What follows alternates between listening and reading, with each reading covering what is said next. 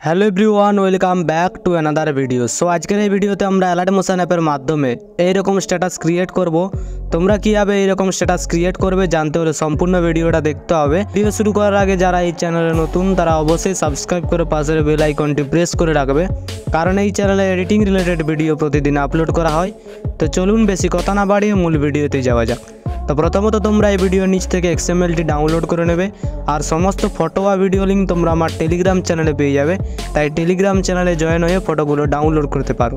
তো সমস্ত কিছু ডাউনলোড করা হয়ে গেলে অ্যালার্ট মোশন অ্যাপটা ওপেন করবে। ওপেন করার পর প্রজেক্টে আসবে, এরপর ফুল প্রজেক্টটাকে ওপেন করবে।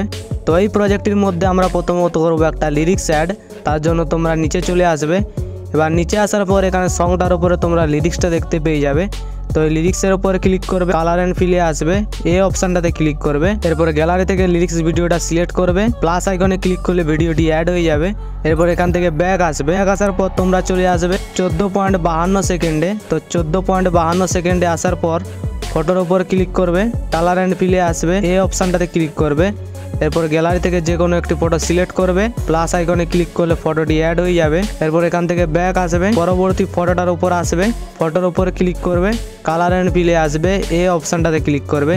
এরপর গ্যালারি থেকে নেক্সট ফটো সিলেক্ট করবে, প্লাস আইকনে ক্লিক করলে ফটোটি অ্যাড হয়ে যাবে।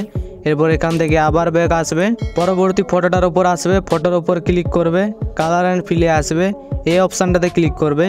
এরপর গ্যালারি থেকে নেক্সট ফটো সিলেক্ট করবে, প্লাস আইকনে ক্লিক করলে ফটোটি অ্যাড হয়ে যাবে।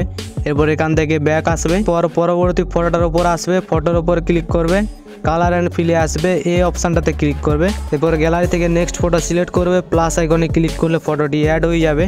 এরপর এখান থেকে ব্যাক আসবে, পরবর্তী ফটোটার উপর আসবে, ফটোর উপর ক্লিক করবে, কালার অ্যান্ড ফিলে আসবে, এই অপশানটাতে ক্লিক করবে।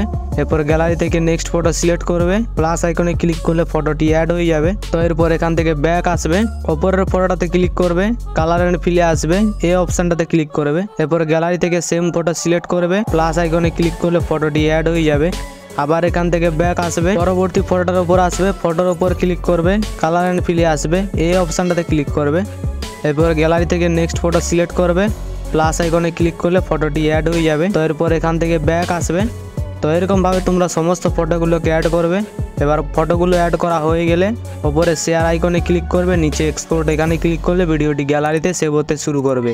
তো এই সাথে আজকের ভিডিও এতটাই। আশা করি সম্পূর্ণ এডিটিং প্রসেসটা বোঝাতে পেরেছি।